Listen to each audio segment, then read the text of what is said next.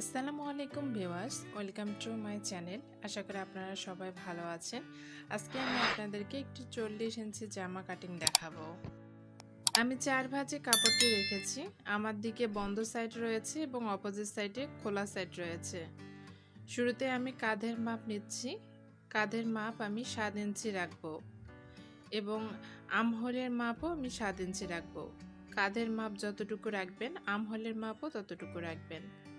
আর যদি আপনারা একটু বেশি হেলদি হন তাহলে 7.5 ইঞ্চি করে রাখতে পারেন।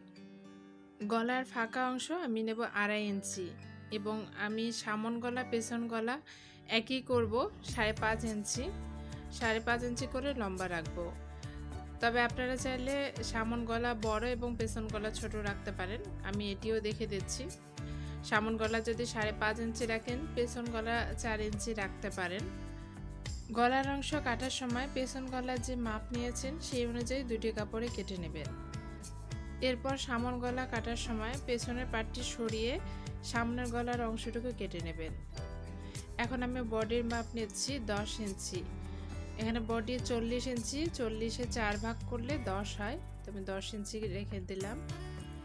আর আর্মহোলে যে রাউন্ড শেপটি রয়েছে এটির জন্য 1 বা 1.5 ইঞ্চি পরিমাণ অংশ রেখে আপনারা রাউন্ড শেপ করে নেবেন।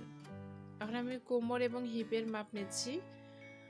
উপর থেকে কোমরের জন্য 14 ইঞ্চি এবং হিপের জন্য 22 ইঞ্চি পরিমাণ রাখবেন।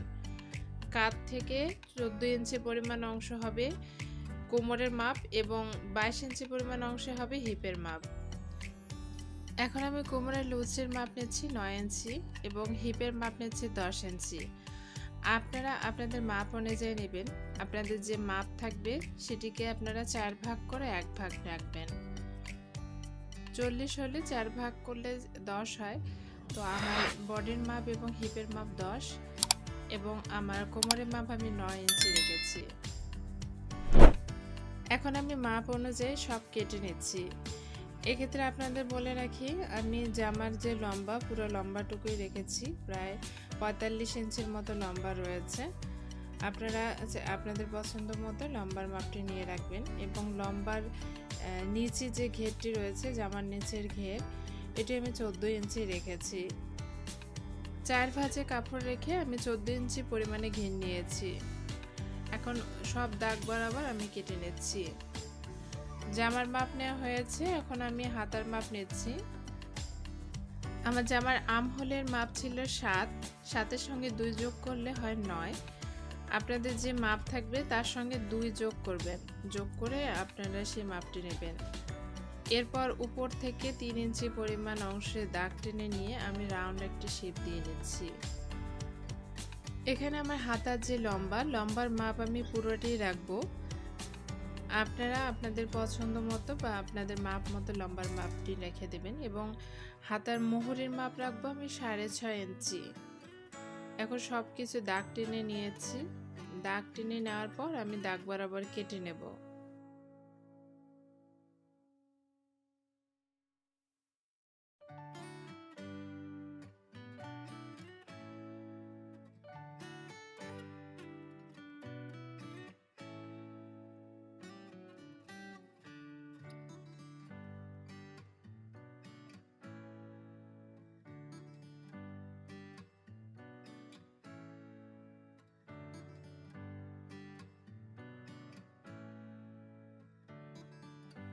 এখন আমি গলার পট্টির মাপ নিচ্ছি।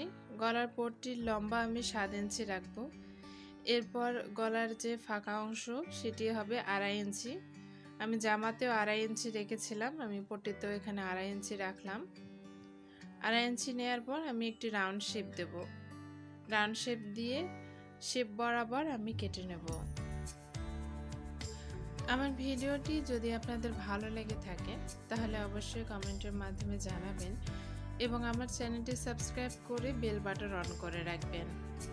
এবং আমার এই চ্যানেলটি ছাড়াও আরও কিছু চ্যানেল রয়েছে যেখানে আমি ব্লক প্রিন্ট, হ্যান্ড এমব্রয়ডারি থেকে শুরু করে অনেক ধরনের হ্যান্ড ওয়ার্কের ভিডিও আপলোড করে থাকি। তাই সবাইকে রিকোয়েস্ট করব সেই চ্যানেলটি সাবস্ক্রাইব করে বেল বাটন অন করে রাখবেন।